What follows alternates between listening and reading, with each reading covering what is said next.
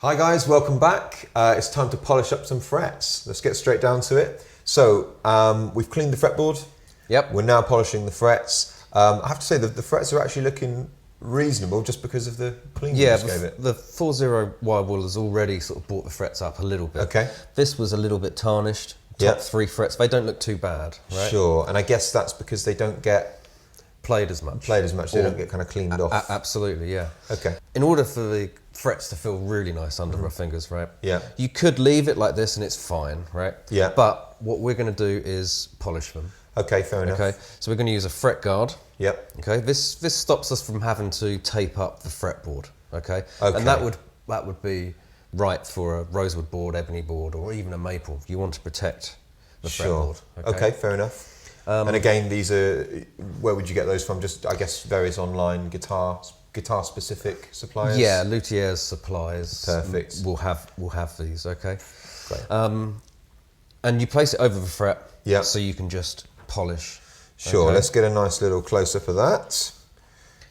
And when you see the fret there, yeah, there's some indents, okay? Just I can see those.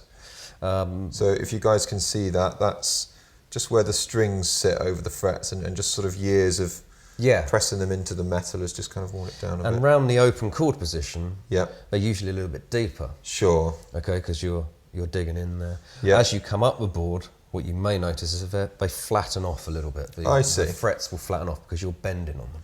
I see. Yeah. Okay. So all your lead bendy widdly stuff up here. Yeah. But these frets don't need fret dressing. Okay. Okay. And when we're polishing the frets, we're just gonna dull them down a little bit. Yeah. Okay, by scoring them a bit. Okay. And then we'll work through these micromesh papers. Okay. And bring them back to a shine.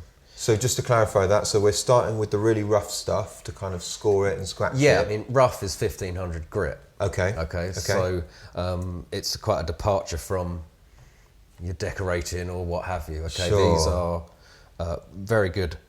So you're papers, not, basically. Sure. So you're not micromesh papers. Not micromesh. So you're not breaking out the sandpaper here. No, absolutely. And you know, if you started at 300 odd grit or something like that, you'd possibly run the risk of losing those indents. Okay. Sure. But in doing so, you would then make all the frets uneven to themselves, which would be more problematic than the slight indents you've got there. Okay. Okay, fair enough. This definitely isn't a candidate for a fret dress if you're ever concerned about that. Yeah, yeah. Okay. Fret polishing is just going to bring them up to a really nice shine. And obviously we'll get onto that at a later date, but fret dressing, if you could just briefly explain that. So that's... Well, fret dressing would be leveling all the frets to themselves. So ideally with a Strat style guitar, you take the neck off. Okay. Okay. If you can take the neck off, take the neck off. Yeah. And we level them all to one another with a leveling bar. Yeah. And then you'd recrown. And we use a diamond fret file to recrown. Okay, fair enough. So much more, I mean, I guess what we're talking about here is stuff that people can do at home. Absolutely. This can be a 10-minute, 15-minute job. Sure. Whereas fret dressing is fret dressing would be up to 3 hours. Right. Okay. And that's 3 hours for somebody who really, really knows what they're doing. Yes. Sure. So if you've not tried it you before, can certainly maintain your board and your frets. I guess we're crossing over from maintenance into actual kind of repair. Yeah, absolutely, that's the word I was looking for. So if we're going to start with 1500 grit, okay, I've got about 6 here, okay, or 5. Sure. So 1500 grit, 2400, 36, 8000 and 12,000. Okay, fair enough. 12,000 being the finest. I see, right? I see. So it's I guess it's almost, I may be counterintuitive. So the higher the number, the smaller the little kind of parts. So if I can just have a feel of the roughest one that we've got here, and I'll just try and describe it to our viewers. So I guess here, I mean, even rubbing that on your skin is not going to hurt. It's very, very fine. Sure. It's it doesn't in any way feel like sandpaper. It's just slightly rough, just to give it a kind of very, very small scores, I guess. And this first grit, 1500 grit that we're going to use, it's going to bring them all nice and even. Okay. You'll see some score marks in there. So because it's 1500, it's not.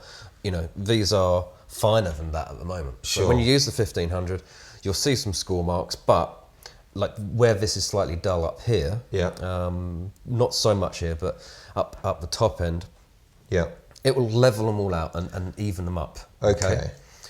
As you work through the grits, you can do less and less. Okay. So your 1500 grit is the one where you're going to do the most work on. I see.